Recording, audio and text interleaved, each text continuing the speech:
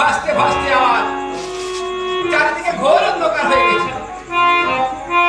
তাই বলছে কি হয়েছে মাঝি ভাই, তাড়াতাড়ি নৌকো ফেরাও। এই বলতে বলতে আমার মায়ের তাড়িত হয়ে চন্দ্র ধরে আমার সত্য ডিঙ্গা ডুবিয়ে দিলা জলের মধ্যে।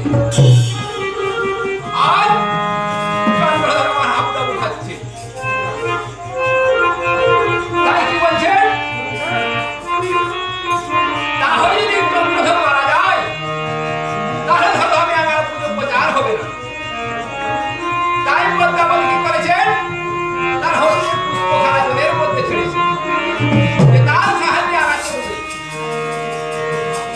তাই আবার চন্দ্রধর দেখে বলছে এ তো তার দেয়া ফুল, এ ফুল আমি বাঁচতে চাই না, তার দেয়া মরে যাওয়া অনেক ভালো।